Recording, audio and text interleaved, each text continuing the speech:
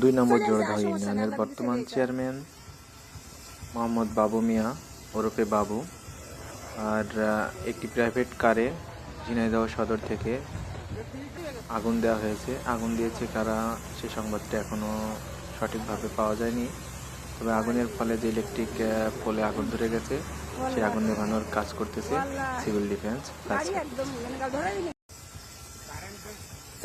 সমস্যা নেই, আল্লাহ দিলি চলে আইসা।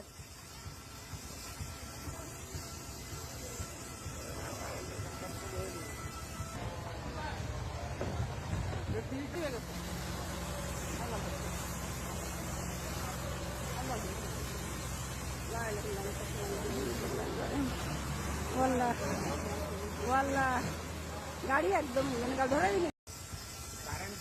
চলে আইসা, আর সমস্যা নেই, আল্লাহ দিলি চলে আইসা।